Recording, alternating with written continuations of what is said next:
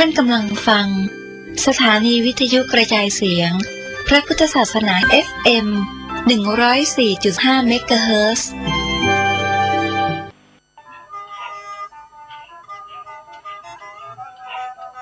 อยากจะป่าเพื่อน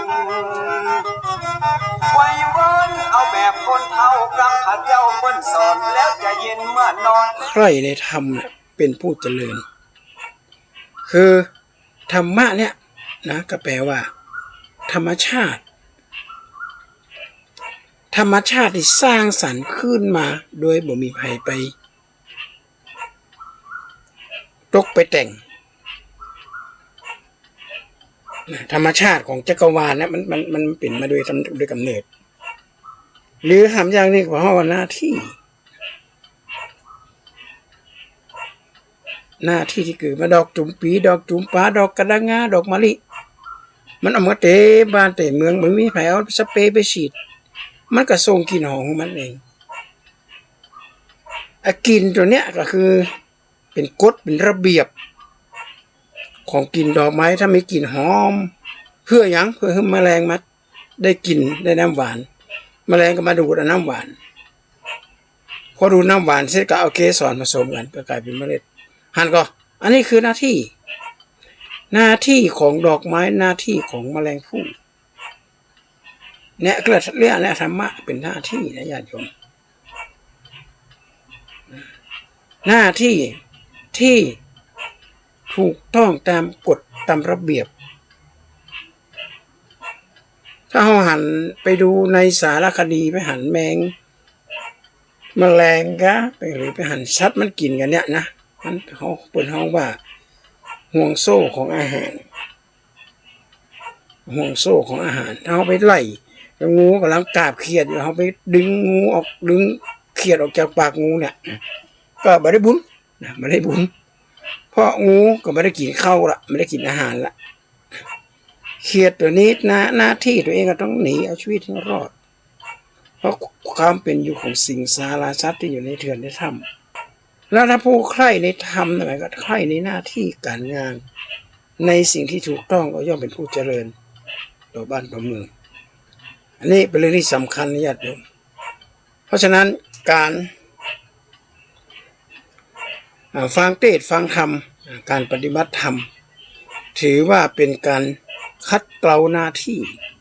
ของเฮาเรือนร่างของเฮาเนี่ยนะให้มีความถูกต้องตามหลักสากลตามหลักของธรรมะเพราะถ้าหากว่าเฮามัวแต่ไปศึกษามัวแต่ไปไปเฮียนเอาแต่เอามีเนี่ยความรู้แต่บ่มีคุณธรรมมีแต่ IQ แต่บ่มี EQ เนี่ยก็คือเป็นอารมณ์หรือเป็นคุณธรรม Emotion Quotient นะที่เต็มๆก็เป็น EQ เราจะต้องมีคุณธรรมตัวการศึกษาคือการเพาะพันธุ์เพาะงอกความเจริญของชีวิตที่ก้าวหน้าอยู่ตลอดโดยเฉพาะการศึกษาที่ไร้คุณธรรมคนเก่งทางด้านคอมพิวเตอร์ก็นำเอาคอมพิวเตอร์ไปใช้ในทีที่บดีบดักแก๊งคอเซ็นเตอร์ของบัดเดี๋ยวนี้อัปเดตขึ้นสูงขนาดระยะอยู่นั่งพอหน้าจอโทรศัพท์ดีๆก็จะมีอย่างไรมาแคนเซิลก็บ่มีไหลมาทำสัก5 นาทีเนี่ยมันจะมีตัวเฮือกดว่าโนพอกดโนเขาบอกหมดเวลาแล้วกลับกลายเป็นว่าเขาเป็นสมาชิกของมันละมันลบออกถ้าเป็นสมาชิกปุ๊บนี่มันจะหูเลยว่าเขาเป็นไผเป็นหนังที่ใดอย่างนั้นเนี่ยคนมีความหูแต่ไร้คุณธรรมบางคนสูญเงินไม่เป็นแสนมันหากินกันง่ายขนาดบัดเอาปืนมาจี้กันแล้วมีเงินเท่าไหร่เอามาให้หมดมีอะไรเลยผู้ฝูงโจรบัดเดี๋ยวนี้พัฒนาขึ้นในญาติโยมพัฒนาจนที่ว่าพ่อหาบหันเลยว่ามีตัวว่ามีตนเอาเงินไปฝากธนาคารเงินหายมันจะเกือบเป็นนอนกะหรือไผธนาคารก็บอกบ่ฮู้เพราะการเบิกเงินมาได้เรียนปรากฏระบบสแกนจ่ายต้องเก็บสลิปเดินไปให้ดีว่าจ่ายวันไหนซื้อวันไหนอาตมาพลาดวันเนี่ยได้ครับโทรศัพท์จากแก๊งคอลเซ็นเตอร์7 คน 8 คนบางทีก็มีเสียง แบ็กกราวด์ภาษาที่สวดมนต์ของหลวงพ่อก็บอกอาจารย์ใช่ไหมครับโอ้ใช่แล้วนี่นะผมไปเมื่อกี้ผมไปพิพิธภัณฑ์น่ะไปที่ไปรษณีย์น่ะชื่อของไปรษณีย์ของอาจารย์อยู่ที่นั่นน่ะผมบอกเขาแล้วชื่อของอาจารย์น่ะผมรับไปแล้วนะอาจารย์ไปเซ็นรับบ่ได้ซื้อยังบ่ได้สั่งซื้อยังแล้วก็วางหูอย่าไปตัวหาเฮาต้องหูอยู่ใกล้ใจว่าเฮาบ่ได้สั่งอะไรอย่างสั่งซื้อของสั่งอย่างต่างๆนานาสมัครเป็นสมาชิกอย่างเงี้ยอันเนี้ยนะญาติโยมคนมีความรู้แต่บ่มีคุณธรรมแล้วอันนี้มีเป็นนะป้ากันไปบอกว่าพ่อแม่บ่มีคุณธรรมพ่อแม่บ่มีบุญมีคุณพ่อแม่ให้กำเนิดลูกมาด้วยกามราคะนั่นผมสืบประวัติดูแล้วพ่อพาแม่หนีคลอดออกมาเป็นผลผมก็ไปอยู่กับยายแม่ก็เอาอาหารมาให้ที่เราเป็นมาครั้งบางคราวพ่อก็มาเยี่ยมเยียนไปฟังข่าวไม่เห็นมีประโยชน์อะไรเลยอะไรเห็นป่ะละอ่อนสมัยนี้แทนที่จะเอาวิกฤตที่เป็นโอกาสเกิดมาเป็นลูกกำพร้าก็ต้องสร้างจุดเด่นเพื่อเป็นเลหันอันนี้จะไปบอกว่าพ่อแม่มีคุณธรรมแล้วนี่เริ่มแล้วญาติโยมละอ่อนจะเกิดความก้าวร้าวอย่างที่เป็นข่าวในหน้าหนังสือพิมพ์เป็นข่าวในทีวีอย่างต่างๆเนี่ยก็เป็นสิ่งที่น่ากลัวมากเพราะนี่คือคนขาดคุณธรรมขาดการศึกษาเบาลักธรรมะในทางพุทธศาสนามาดำเนินชีวิตปล่อยชีวิตเหมือนกับเรืออยู่กลางทะเลเคว้งคว้างหาที่ไปไม่ได้สหาที่ไหนไปไม่ได้บ่มีนายเรือบ่มีนายท้ายที่จะนำเอาผู้โดยสารไปถึงฝั่งถึงเป้าหมายเช่นเดียวกับกระอ่อนคบเปื่อนคบฝูงอย่างต่างๆนั่นนะและยิ่งมีนโยบายอย่างผีบ้าผีบอมาใหม่ๆหลอกละอ่อนรักษาสิทธิถูกเก่าเอาไว้สิทธิแปลว่าหน้าที่สิทธิแปลว่าหน้าที่ที่ชอบไปทำนะคือหน้าที่ที่ธรรมะก็คือหน้าที่ที่ถูกต้องตามหลักธรรมะญาติโยมลองสังเกตดูในประวัติศาสตร์เฮากู้บ้านกู้เมืองมาพ่อไผ่เพราะเจ้าฟ้าเจ้าแผ่นดินเป็นปกครองแบบไหนสมัยก่อนระบบเผด็จการนะญาติโยมจี้นิ้วเลยพระเจ้าตากสินมหาราชเนี่ยจี้นิ้วบอกว่าวันนี้จะต้องตุบหม้อข้าวหม้อแกงขว้าทั้งหมดเพื่อจะต่อสู้กับศัตรูที่มาลุกลานบ้านเฮากู้บ้านกู้เมืองทั้งใดถ้าพระเจ้าตากสินมหาราชบอกว่าอ้าวทหารยกมือสิใครจะไปรบใครไม่ไปรบเนี่ยยกมือขึ้นให้ประกวดตายจะต้องใช้อำนาจใช้เผด็จการชี้นิ้วในสนามรบอย่าไปเข้าใจว่าเผด็จการบดีประชาธิปไตยสมมติว่ามีแม่มีลูก10 คนน่ะลูก10 คนประกันยกมือวันนี้เราจะไม่ไปเรียนนะคนยกมือไม่ไปเหลืออีก3 คนยกมือว่าจะไปเสียงข้างมากมีมากกว่าเสียงข้างน้อยว่าไม่เรียนพ่อแม่จะเชื่อใครพ่อแม่จะเชื่อเสียงข้างมากมันต้องไปเรียนหนังสือแล้วกันพ่อแม่จะต้องกำแม่แซ่ไปบัดต้องมายกมือไปและลูกก็จะได้ห้ามเรียนหนังสือนึงถ้ามัวแต่อาศัยกิเลสตัณหามัวแต่ยึดมั่นในสิทธิเสรีภาพนี่มันไม่ใช่นะเป็นละเอกละอ่อนน้อยเนี่ยจะต้องฟังคนใหญ่คนโบราณบอกว่าข้ามน้ำให้ดูคนไปก่อนเป็นละอ่อนน้อยต้องดูพ่อดูแม่เป็นประสบผลสำเร็จชีวิตมาได้อย่างไรหาเงินหาทองมาได้อย่างไรเขาต้องพอคนไปก่อนมาใจมัวแต่ไปจับผิดมันก็เลยเกิดปัญหาอย่างต่างๆขึ้นมาพอมันเกิดปัญหาต่างๆขึ้นมาแล้วก็มาโตดกูเจ้าบาดีบ้างโตดนั่นจะนี่ล้นจะโตดสปะสะปืนในทางพุทธศาสนาเป็นเน้นตัวเก่าเป็นหลักเน้นกายเวทนาจิตธรรมนั่นคือสติมหาประธานสูตรกายเน้นตรงตะกลางกายเขาดูให้ดีๆเดี๋ยวจะมาภาพไปอู้ถือว่ากายนครร่างกายเขาเนี่ยเป็นกายนครจิตก็จิตนครเขาจะเอาอกุศลจิตกะเข้ามาในกายนั้นในนครของเขาถ้าเอากุศลจิตมากันนครก็เหมือนกับเขาเจน หมู่ทอละลาดเข้ามาในบ้านเมืองเขาเนี่ยผ่านด่านมาเลยมาต้องตรวจละเข้ามาแล้วมาก่อกวนมาก่อความบุญว่าอุ่นไว้กับบ้านกับเมืองก็นครเมื่อเขาเอาจิตหรือว่าเอาความมาถูกต้องเอาความมาถูกต้องเข้ามาอยู่ในร่างกายเขาเนี่ยมันจะเกิดอย่างขึ้นล่ะร่างกายก็บ่สมบูรณ์ละเจ็บแอดเป็นโรคคันเป็นโรคนี้สะปะสะบืนเพราะเขานำสิ่งบดีเข้ามาในร่างกายเหมือนก็เขาเอาสิ่งบดีเข้าในบ้านในเมืองร่างกายเขาก็คือกายนครจิตนครควบคุมจิตไว้ให้ดีจิตตังทันตังสุขาวหาจิตที่ฝึกดีแล้วนำสุขมาให้เนี่ยต้องฝึกจิตฝึกใจฝึกความอดทนอดกั้นไปเจือแบบจังหวะไปเจือในกระแสโซเชียลไปเจืออย่างต่างๆนานาเนี่ยโดยเอาลัทธิของต่างบ้านต่างเมืองเปิดมาใจมันคนละประเด็นนะญาติโยมคนละเรื่องกันเขานึกว่าคนยุโรปเปิดมีอิสระเสรีภาพนี่มีประมาณสัก60%ว่านะอิสระเสรีภาพประเทศเต็ม100%นะญาติโยมเปิดก็มีขอบมีเขตเหมือนกันเฮาไปเฮียนแบบเปิดมาโดยว่าปู่ป้าเคยอ่านนิทานชาตินิทานอิศปของพ่อพุทธทาส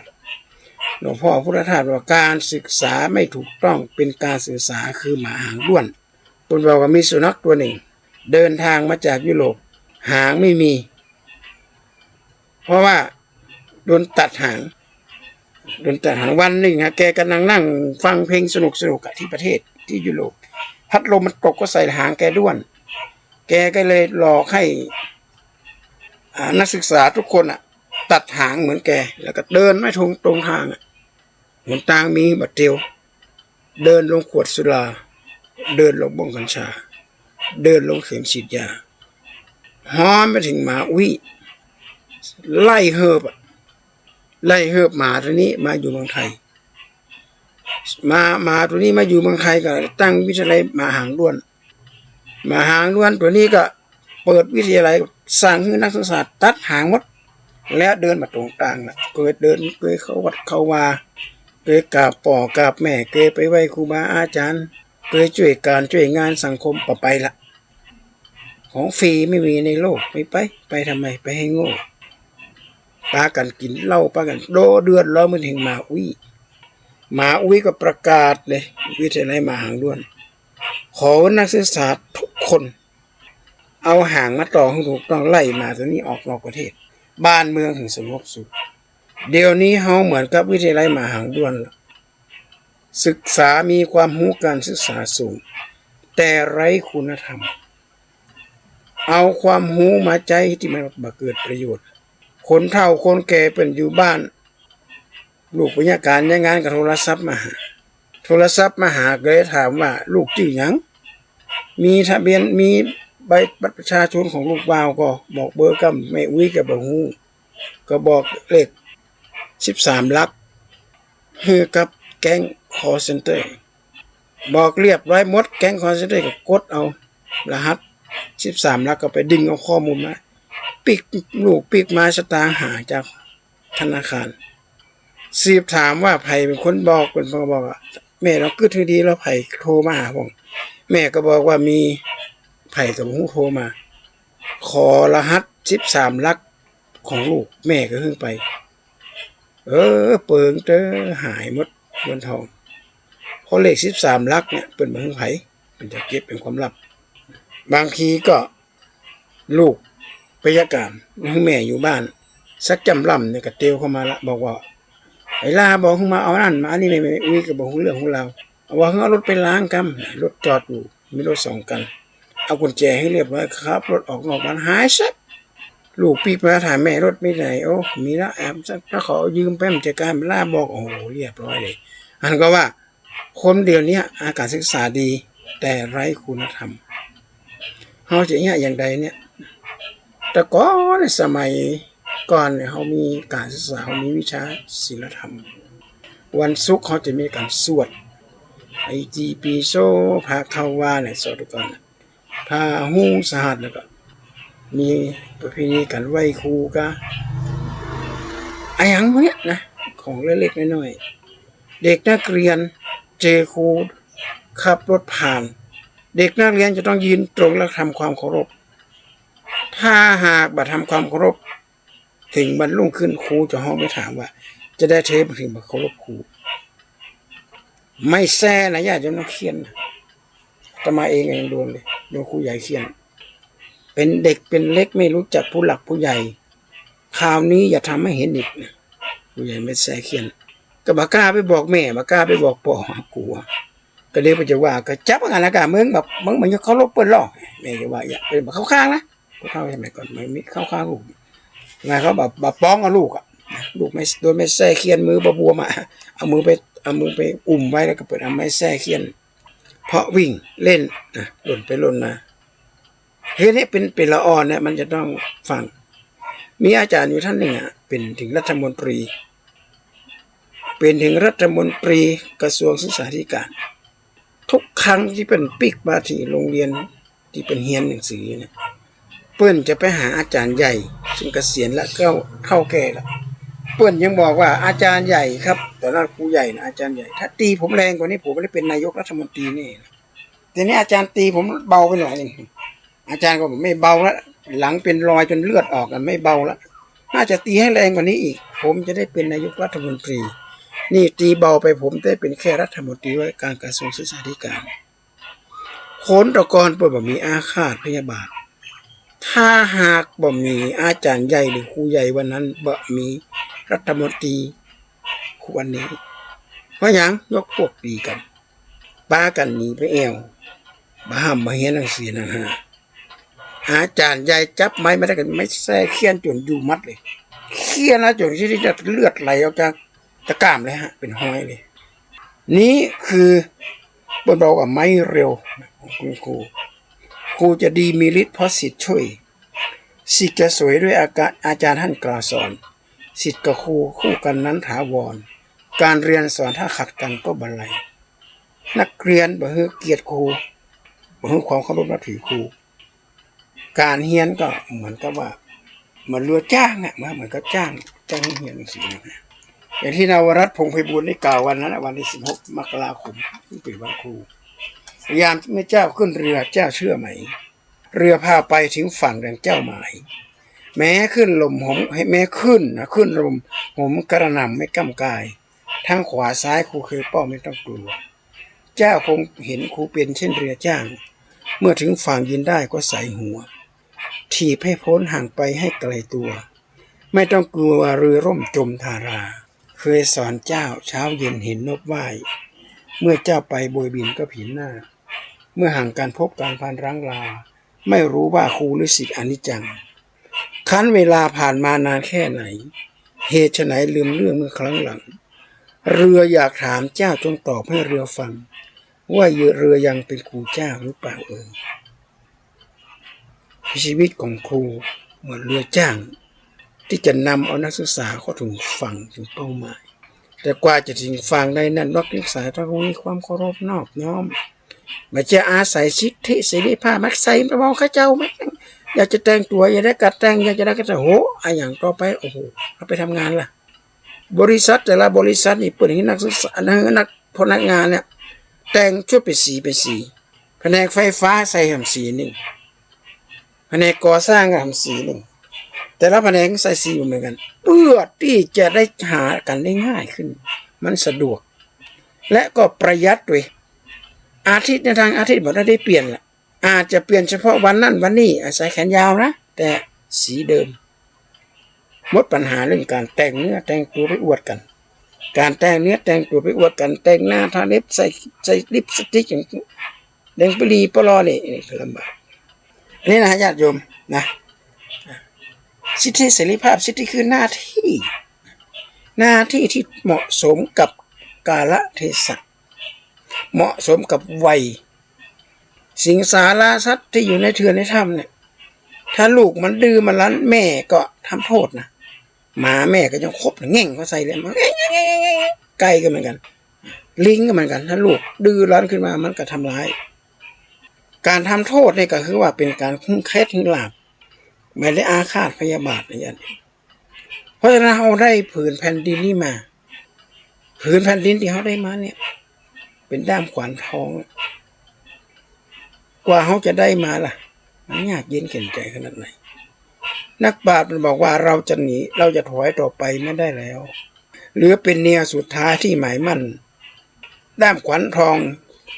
พิจกาดควายฟาดฟันโลกหรือลั่นว่าเรารักสามัคคีเขมรก็ยับเวียดนามก็เยินเกินจะยั้งลาวก็พังไปแล้วจนป่วนปี้หาว่าชาติไทยมัวประมาชาติไพลีพบกันที่กลางสมุทรสุดแผ่นดินพ่อและญาติโยมเฮากำลังจะแตกแยกความสมานสามัคคีกันไปมัวเมาเอาลัทธิอื่นเป็นมาไปหลงละเลงกับประเทศอเมริกาของประเทศยุโรปอย่างต่างๆนานาญาติโยมลองไปอ่านศึกษาดูประวัติศาสตร์ของประเทศนี้หรออเมริกาเปลี่ยนนี่ประเทศจีนของสักเท่าใดนะคนอเมริกาเนี่ยเป็นผีบ้ากันเนี่ยเตลมา10 คนเป็นผีบ้าอย่างน้อย5 คนนะญาติโยมสะดุ้งครับกลัวไผ่มีหนวดมีเขาเตี้ยผ่านหน้าบ้านก็กลัวสะดุ้ง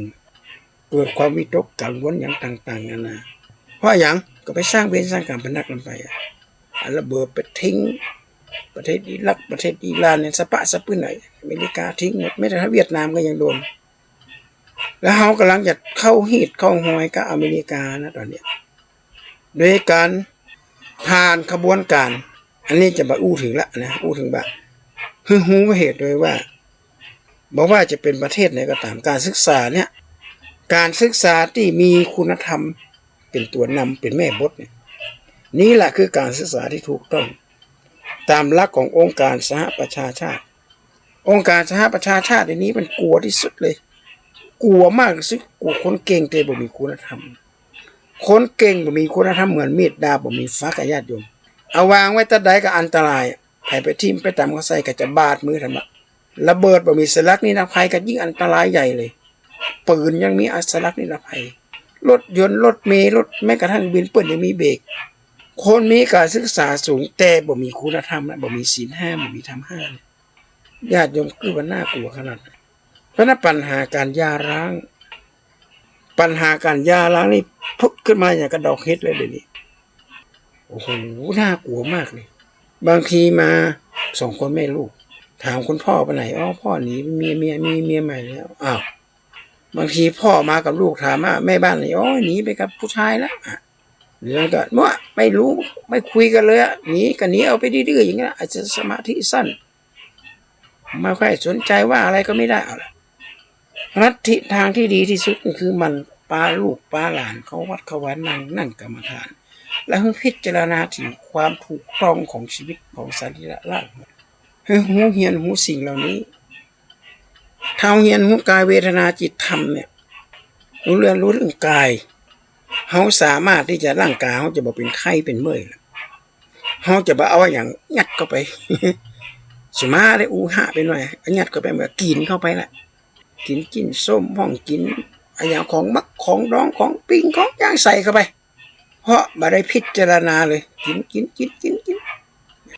มีวัดหนึ่งนะญาติโยมเปลี่ยนเจ้าวาดทุก5 ปี 10 ปีญาติโยมตายเป็นเปิ้นเก่ามันขึ้นอาตมาก็เลยบอกเจ้าวาดองค์ปัจจุบันนะท่านนะมันไม่อาเหตุอาถรรพ์อะไรหรอกวัดเนี้ยนะเป็นวัดที่ตั้งศพเมนเผาผีอยู่หลังวัดใกล้ๆเนี่ยศพคนจีนเยอะขนาดเลยมีหงจุ้ยด้านหลังอาหารที่เขามาเลี้ยงแขกในวันเผาเนี่ยเพราะคนจีนนานๆจะกินทีนึงนานจะมีคนตายแต่เรากินเกือบทุกวันท่านก็ไปฉันทุกวันโอ้โหโต๊ะจีนในญาติโยมอย่างเปรียบเทียบได้แต่ถ้ากินบ่อยๆล่ะเป็นฟาสต์ฟู้ดทั้งนั้นเป็นของปิ้งของย่างของทอดกินแล้วใครถามมากินทุกวันคือทุกวันนะครับเช้าเย็นเช้าเพลนี่แหละคือตัวแปรสำคัญที่สุดนี่คือต้นเหตุต่อไปนี้ท่านต้องบอกว่าขอเป็นอาหารเจอาหารที่นึ่งอาหารที่ลวกไม่มีการใส่น้ำมันไม่ว่าจะเป็นน้ำมันต่างๆนาที่ผ่านความร้อนแปรรูปเนี่ยต้องของหวานห้ามเด็ดขาดและท่านจะแก้อาถรรพ์นี้ได้ถ้าท่านกินอย่างนี้ฉันอย่างนี้ทุกวันตั้งแต่ซาบูมั่งโต๊ะจีนมั่งMKมั่งหมูกระทะมั่งขอดีๆทั้งนั้นถวายพระพ ราะว่าเขาต้องการที่จะเลี้ยงแขกไม่ให้แขกเสียหน้ามางานศพทีหนึ่งไปจะหาว่ากินไม่อิ่มเมื่อเอาอาหารมาทั้งให้เลี้ยงแขกพระก็ต้องได้ฉันอาหารดีๆในสายตาของเราคิดว่าเป็นอาหารดีแล้วนะแต่ในนักโภชนาการหมูหยองหมูหัน1 ตัวบัดเต้ากับมะเขือมื่นกระเจี๊ยบ1 จาน1 หม้อ1 จานกันแล้วกันกิน1 มื้อเขากินกระเจี๊ยบกินกับน้ำพริกกะปิอย่างเงี้ยคุณค่าของสิ่งที่ได้นะนักกว่าหมูหันตัวใหญ่ๆกันหมูหันต้องไปปิ้งนะเผานะญาติโยมเผาจนไหม้เกรียมนะกับแล้วเผาอย่างนี้บ่พอที่ต้องเอาสารบอแลกเอาอย่างเขาใส่เข้าไปนั่นเพิ่มรสชาติกินแล้วมันล้ำมันหอมถ้ามันนะที่กินเดือน1 ปีนี่สักเดือน1ก็ว่าไปอย่างอันนี้กด1 วันตัวจีนมันมีนะมีหมูหันมีของปิ้งและอาหารบางอย่างกินเข้าไปแล้วรู้สึกเลยว่าเป็นอาหารเก่านะเป็นปลากินมันจะได้สารมันเหมือนกับสารกันบูดสักอย่างนึงเนี่ยคือต้นเหตุของโรคภัยไข้เจ็บมันจะเกิดตรงนี้เช่นได้กับบ้านเมืองเขาอะเขาเอาคนมาอยู่แต่เขาแบบปรับปรุงเขาแบบพัฒนาเขาแบบคัดกรองมาอยู่บ้านอยู่ในเมืองเราออกมาจากท้องแม่จะได้รับการอบรมบ่มนิสัยเขาเปิดที่ถึงได้สร้างวัดวาอารามขึ้นมาสร้างมาเนี่ยสร้างคนเป็นนับคำสั่งและนับคำสอนคำสั่งได้แก่ศีลคำสอนได้แก่พระธรรมนับเราก็ต้องถือด้วยนะถือหมายก็ต้องปฏิบัติมันจะอู้ไม่ได้แล้วก็หานี่หาทรัพย์มาใจจะต้องปฏิบัติให้ถูกต้องด้วยศีล 5 ธรรม 5ศีล 5 ธรรม 5เนี่ยเป็นแม่บทของการดำเนินชีวิตเดี๋ยวนี้ศีล 5 ธรรม 5หมดคนเหินห่างจากศีลจากธรรมเหินห่างจากวัดวาอารามศาสนาไม่ได้เสื่อมนะแต่คนต่างหากที่เสื่อมจากศาสนาเหมือนหนทางที่จะไปสู่เป้าหมายคนเฒ่าคนแก่เป็นเพลวภาพหนตามือจ้าดีแต่หมู่รุ่นหลังเยาวชนรุ่นหลังบ่สนใจเส้นทางเส้นนี้เดินบัดตรงตีบัดตรงตางกันแล้วก็เลยเกิดปัญหาก็ปุ่นล้ามไปจะป่าจะเป็นทั่วบ้านทั่วเมืองโดยเฉพาะจังหวัดเชียงใหม่เนี่ยเป็นอดีตเนี่ยเป็นเมืองหลวงแห่งอาณาจักรล้านนานะญาติโยมเชียงใหม่เนี่ยอาณาจักรล้านนาไปถึงเชียงตุงนะตามประวัติศาสตร์นวรัตน์ พงษ์ไพบูลย์บอกว่าผมดำสวยมวยม้วนล้วนแซมดอกซึ่งบ่งบอกประเพณีที่ยึดถือชาวล้านนางามจริงยิ่งคำลือทั้งใจซื่อไร้มายาวาจางามความงดงามสิ่งเหล่านี้นะเกิดจากพุทธศาสนาเป็นขุมพลังทางด้านสติปัญญาเป็นเกสรแห่งวัฒนธรรมของชาวล้านนามีอย่างหนึ่งคติธรรมได้แก่คำสอนของพ่อของแม่คำสอนของครูบาอาจารย์คำสอนต่างๆนานาเหล่านี้ล้วนแล้วแต่ความเชื่อแม้กระทั่งพูดผีปีศาจเชื่อแม้กระทั่งเป็นพระบุรุษเป็นพ่อกับไปต้านเข้าหาไผ่ต้านหาพ่อเกิดแม่เกิดเจ้ากรรมนายเวรหั่นล่ะเป็นต้านไปหาบรรพบุรุษที่มีคุณูปการต่อบ้านต่อเมืองและมีอันธพาลโดยมารับเดี๋ยวนี้ทุกเจ้าในสมัยข้าพุทธกาลไม่มีการหยาดน้ำนั่นว่าไปใครหยาดน้ำคนนั้นเป็นคนโง่โอ้ด่าไปน่ะก็เด็กจะโดนเงียบหมดเลยน่ะด่าไปตั้งแต่ผู้รักผู้ใหญ่ลงมาถึงชั้นล่างนี่เป็นหยาดน้ำกวดน้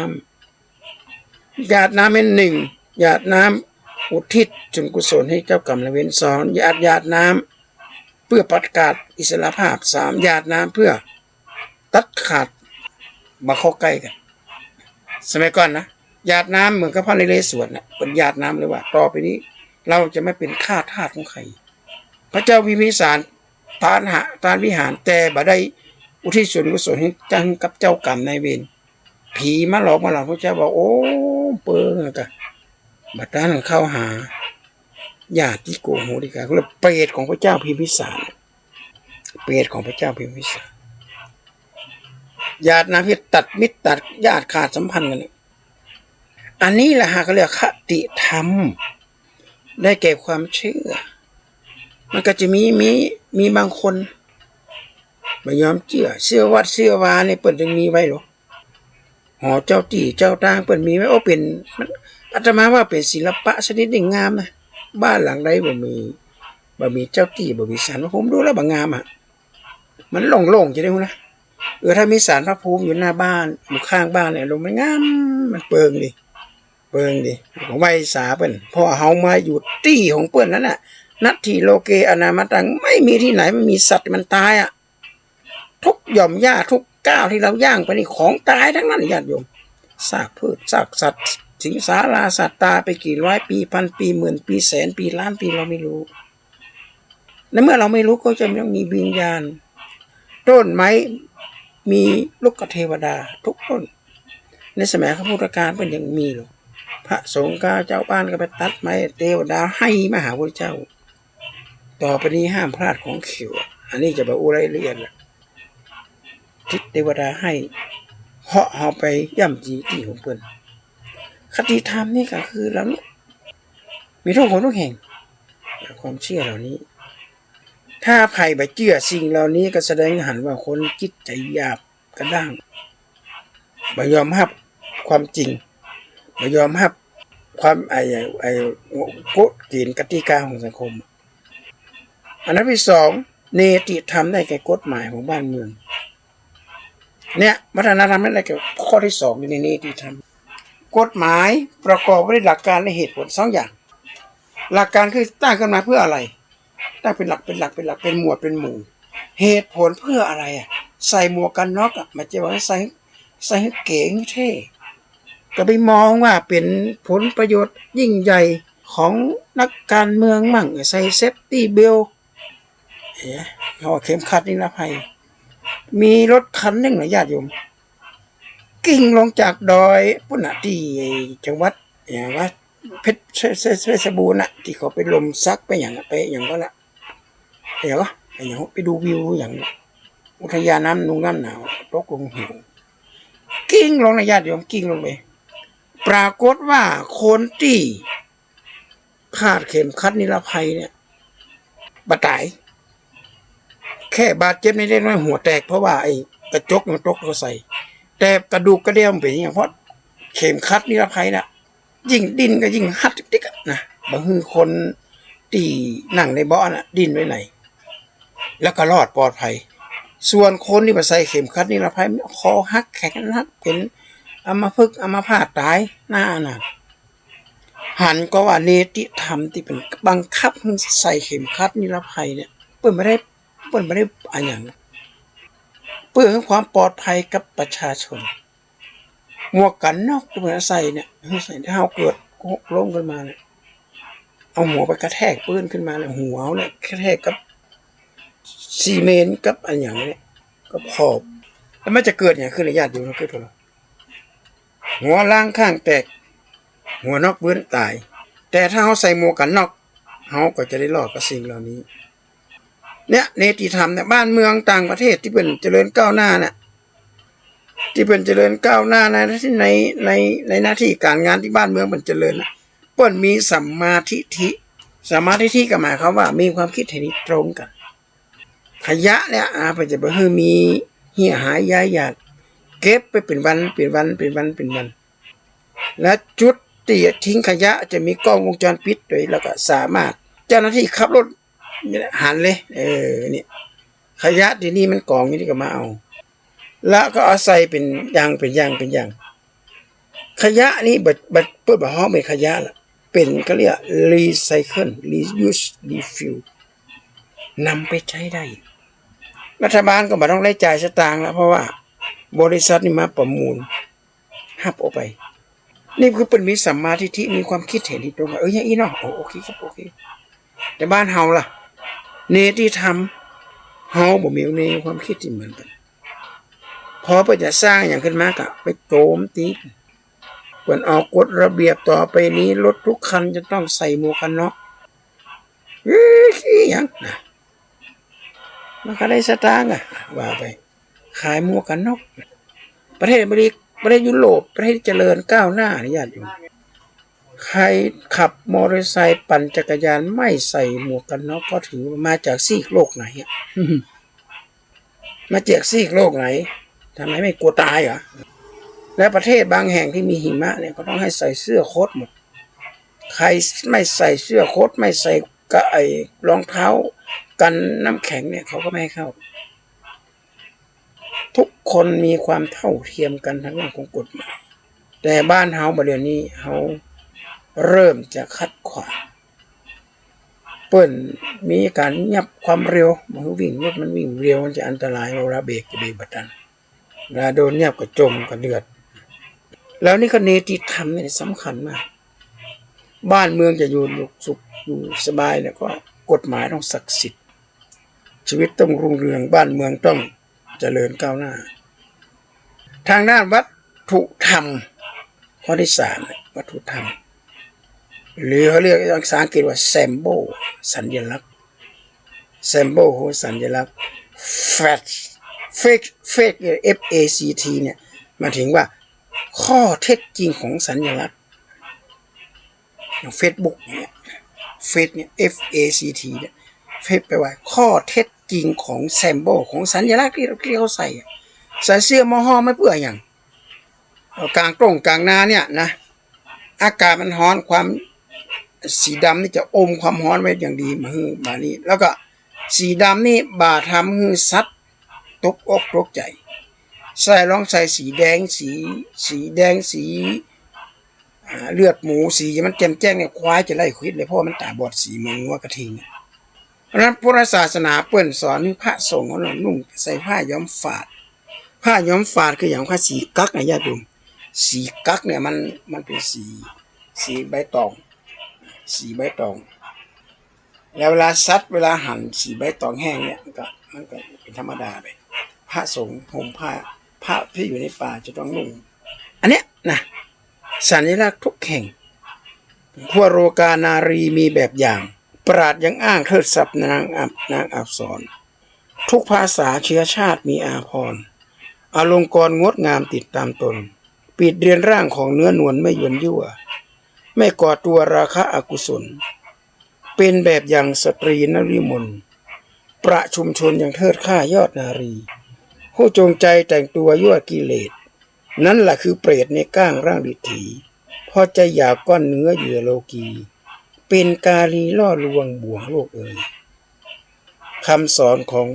ท่านนันชัยเศรษฐีสอนลูกสาวไปอยู่บ้านพ่อผัวแม่ผัวต้องปฏิบัติอีกนางวิสาขาปฏิบัติตามคำพ่อแม่สอนไว้นางจึงได้เป็นยอดหญิงแห่งความกตัญญูยอดหญิงตัวอย่างตรงกันข้ามถ้าวิสาขามาปฏิบัติตามก็จะลำบากเลยธรรมเนียมของคนอินเดียเนี่ยผู้หญิงจะต้องไปอยู่บ้านพ่อผัวแม่ผัวไปปฏิบัติรับใช้พ่อผัวแม่ผัวจะต้องทำอาตมาก็เคยพูดแล้วนะ10 ข้อบัญญัติ10 อย่าง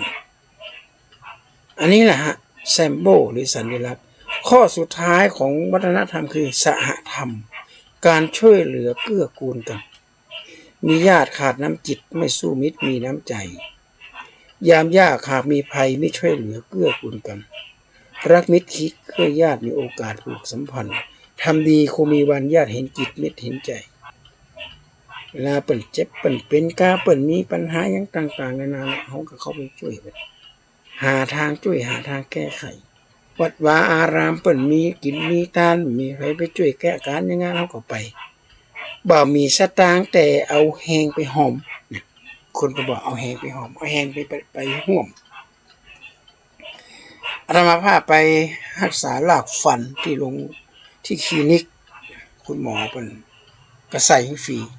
อาตมาเลยเสียคุณหมอทำบุญตั้ง10,000 บาทเลยเนี่ยเพราะใส่ฟันเทียมลากฟันเทียมราคาเป็น10,000คุณหมอก็บอกว่าครับบางทีก็ไปขูดหินปูนก็ขูดฟรีคุณหมอขูดไปดูราคาขูดหินปูน 1,500 แสดงว่าคุณหมอทำบุญ 1,500 แต่เอาอะไรทำเอาสติปัญญาพนักงานข้างในนี่แหละใครจะเสียสละบอกผมครับเดี๋ยวผมจะถวายโขดหินปูนให้ท่าน เพราะการทำบุญนี่ญาติโยมมันจำเป็นต้องใช้เงินใช้ทองเฮามีความเฮาเอาความรู้ไปถวายเฮามีบริวารก็เอาที่บริวารไปถวายพนักงานวันนี้นะเฮาจะไปช่วยเพิ่นเพลเพิ่นแปลงหัวตาลแล้วไปเพลวัดเพลว่าป้าละอ่อนไปช่วยหรือเฮามีข้อคิดมีข้อหยังดีๆเฮาเอาไปถวายพระถวายความรู้ถึงพระนี่เขาเฮาว่าเป็นสหธรรมในการช่วยเหลือเกื้อกูลกันแต่ตรงกันข้ามคนบางคนยุคนี้สมัยนี้บ่เอาละใครสนใจละแต่ก่อนเป็นห้องมาเอามือกันหรอกมาเอามือกันสมมติว่าปลูกข้าวคนละก็มาช่วยมา3 คนถึงเวลาเฮาเปิ้นปลูกข้าวเฮาก็ต้องไปช่วย3 คนไปบ่ได้เฮาก็ไป3 วันเต้ากัดที่มันมาช่วยเฮาอันนี้คือกติกาของคนโบราณนะญาติโยมกติกาของคนโบราณเปิ้นอยู่อย่างพอเพียงเหมือนพระบาทสมเด็จพระเจ้าอยู่หัวเปิ้นตัดเอาไว้อยู่อย่างพอเพียงมีความสุขไปมาหาสู่สิ่งกันและกันมีหยังก็แบ่งปันกันไปแต่คนยุคนี้สมัยนี้ยากนะเริ่มจะยากขึ้นมาทุกคณะแล้วเพราะว่าโซเชียลสื่อสารมวลชนไร้พรมแดนคนเลยเหินห่างจากวัฒนธรรม